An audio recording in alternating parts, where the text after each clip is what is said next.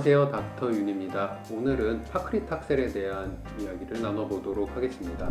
파클리탁셀은 굉장히 유명한 항암제 중 하나로 최근에는 표적 항암이나 이런저런 다른 종류의 항암제들이 많이 생기면서 아무래도 파클리탁셀이나 도세탁셀 이런 종류의 옛날 항암제들이 좀 덜 쓰이면서 덜 보이기 시작하는 약이지만 그래도 비교적 아직 많이 쓰이고 있는 약 중에 하나입니다.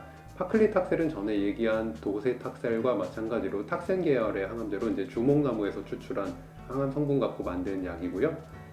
도세탁셀과 비슷하게 이제 암세포 세포 분열을 억제해 갖고 암세포가 자라지 못하게 그리고 금방금방 죽게끔 만들어주는 그런 약으로 세포를 직접적으로 공격하는 약이기 때문에 아무래도 부작용이 센 약 중에 하나기는 합니다.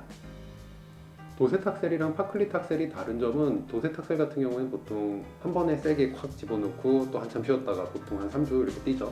그렇게 간격으로 툭툭툭 들어가는데 파클리탁셀 같은 경우에는 1주 간격으로 짧게 들어가는 경우가 많다는 겁니다. 물론 다른 항암제를 병용하거나 아니면 병원 사정에 의하거나 여러 가지 이유로 1주 간격으로 안 들어가고 좀 더 많이 뛰어서 2, 3주 간격으로 들어가는 경우도 있기는 하는데 일반적으로 파클리탁셀은 조금 순하게 해서 자주 들어가는 방식으로 사용하는 경우가 많습니다. 그래서 환자분들이 나는 항암하는데 너무 멀쩡해요 이런 그런 종류의 이야기들을 많이 하는 약 중에 하나가 파클리탁셀입니다. 당연히 약이 순하고 약할수록 부작용이 적으니까요. 그래서 심각한 부작용이 나타나서 이제 파클리탁셀을 맞다가 너무 힘들어하거나 그런 분들도 물론 계시지만 대부분은 그런 일들이 없는데요. 근데 그 손이나 발 쪽에 오는 부작용 같은 경우에는 파클리탁셀이 좀 눈에 띄게 많이 오는 경우들이 있습니다. 그래서 말초신경변증이나 이렇게 손발 쪽에 감각 많이 떨어지거나 아프거나 이런 분들이 좀 증상이 치료를 해도 잘 안 낫고 완고하게 끌고 간다든지 아니면은 다른 부작용은 없는데 이 증상 위주로 많이 호소하는 분들은 거꾸로 파클리탁셀 맞으시죠라고 물어보면 맞다고 하는 경우가 있을 정도로 좀 대표적인 부작용이 손발 쪽으로 나타나게 됩니다.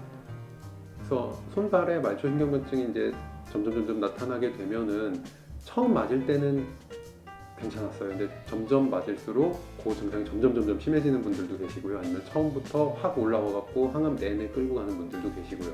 그리고 전에 한 번쯤 이야기한 것 같은데 손발 쪽에 증상 오는 분들은 항암이 끝나고 나서도 이게 쭉 가는 경우가 은근히 많아요. 그래서 치료를 미리 받으시는 것을 많이 추천을 드리고요. 그리고 생활 관리하실 때 손발 쪽 따뜻하게 유지를 잘 해주시고 손발을 차게 만드는 찬 걸 만진다든지 찬물에 손을 씻는다든지 이런 행동은 하지 않는 게 좋습니다. 그리고 이거 자체가 증상 악화에 영향을 미치기 때문에 찬 거는 많이 피해 주시고요. 그리고 손발 감각이 많이 무뎌져요. 그래서 이상한 거를 밟거나 아니면 만졌을 때 혹은 손을 다쳤을 때 잘 모르고 더 크게 다치는 경우들이 생겨요. 그렇기 때문에 손발을 잘 보호를 해야 돼요. 양말이나 장갑 같은 거를 잘 끼고 다니고 신발 안에 들어있지 않나 이제 잘 확인하고 항상 신으시고 다니실 때 상처나지 않게 조심하는 게 중요합니다.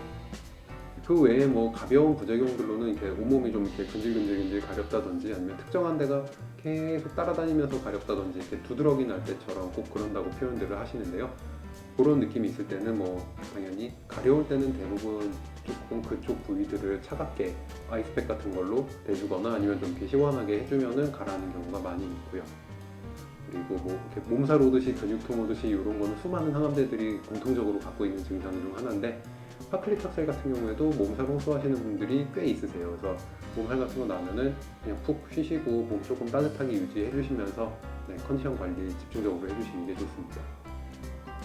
부종이 나타나는 경우가 꽤 있는데 이제 암이 주로 이렇게 오게 될 만한 그 정도 연령대의 분들은 암이 있으나 없으나 그냥 많이 서 있거나 많이 돌아다니면은 다리 붓고 그렇죠. 많이 안 서 있어도 이렇게 저녁 때쯤 되면 다리가 좀 붓기도 하고 그런 경우가 흔한데 항암 하시게 되면은 붓는 게 조금 더 심해진다거나 전보다 아니면은 거의 안 붓던 분들이 눈에 띄게 붓는다든지 이런 일들이 많이 생기게 됩니다. 그래서 그냥 다른 종류의 큰 부작용에 비해서는 별거 아니니까 그냥 넘어가는 경우도 많은데 실제로 요 부종이 생겼을 때 좀 이렇게 다리를 들고 있는다든지 아니면 이렇게 높은 쪽에 다리 얹어놓고 이렇게 누워 있는다든지 이런 식으로 다리가 좀 너무 많이 부어있지 않게 자꾸 빼주어 버릇하는 게 중요합니다. 그래서 어차피 다시 일어나면은 가만히 서 있으면 도로 물이 내려가서 다시 붓기는 하는데 그래도 그게 계속 꽉 차서 부어있는 거랑 중간중간에 계속 빼가면서 순환시켜가면서 하는 거랑은 몸 상태 차이를 많이 불러일으킵니다. 그리고 파클리탁셀뿐만 아니라 뭐 많은 항암제들이 그런데요. 그리고 항암을 하지 않으시더라도 암 환자분들은 불면증 갖고 있는 경우가 많으세요. 근데 수면제를 뭐 항암제 딱 맞은 날 잠을 바로 못 잔다고 바로 드시고 바로 큰 문제인가 보다 이렇게 걱정할 필요는 없으시고요. 물론 못 자는 날은 굉장히 힘들기는 하는데 이게 하루 그러고 끝나는 경우도 많아요. 그러니까 몸에 센 약이 들어왔기 때문에 힘들고 몸살도 나고 쑤시고 아프고 뭐 기타 등등 여러 원인으로 부차적으로 잠이 안 오는 경우들이 많기 때문에 그런 거 며칠 지나고 나면 괜찮아질 것 같으면은 굳이 수면제를 쓰지 않으시는 것도 한 가지 방법이 될 수 있고요. 근데 만약에 그런 증상 전혀 없이 그냥 말똥말똥 잠만 안 오고 이러면은 뭐 수면제를 쓰든 병원 진료를 다시 한번 가서 받으시든 해서 조치를 취하는 것이 좋습니다. 그리고 불면증 같은 경우에는 생활 습관 조절하는 게 생각보다 큰 도움이 돼요. 늘 같은 시간에 자고 같은 시간에 일어나는 거를 계속 연습을 하고요. 낮 시간 동안에 해를 많이 쬐고 잠잘 때는 반대로 더 많이 깜깜하게 만들어 놓고 그리고 뭐 잠자기 얼마 전부터 심한 운동이나 아니면 이렇게 좀 자극적인 것들을 덜 본다든지 이런 다양한 생활 습관 관리가 몸이 건강할 때는 그냥 대충 해도 잘 자는데 안 좋을 때일수록 잘 지켜줄수록 잠에 더 많은 도움이 됩니다. 그리고 그나마 다행인 점은 파크리탁셀이 밥 먹는 데 영향을 미치는 증상들은 굉장히 적은 편이라는 거예요. 그래서 먹고 토한다든지 전혀 먹고 싶지가 않다든지 뭐 설사가 심하다든지 배가 아프다든지 이런 종류의 증상들이 다른 항암제에 비해서는 좀 적게 나타나요. 그러니까 강도도 작고 그리고 아예 없는 분들도 많으시고요. 그래서 발현 빈도가 낮기 때문에 파클리탁셀하는 분들이 약 때문에 못 먹어서 이렇게 막 마르고 이러는 일들은 다행히도 많지는 않습니다. 그런 면에서는 어떻게 보면 참 다행이라고 할 수 있습니다.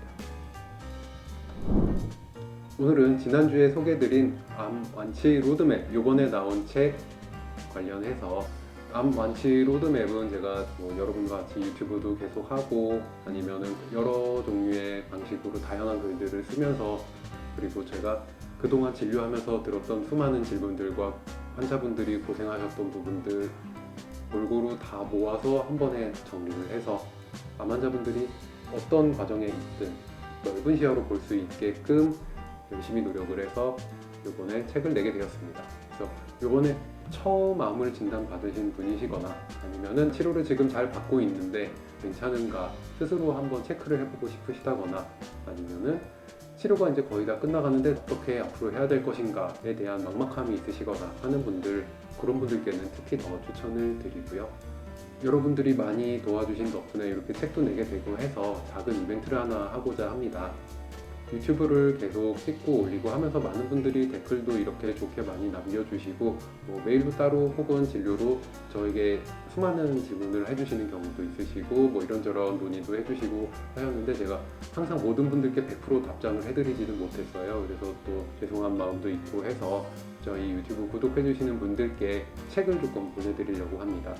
이 게시물에 댓글 남겨주신 분들 중 10분을 선정해서 책을 보내드리고자 하오니 구독도 많이 해주시고 댓글도 많이 남겨주시면 감사하겠습니다.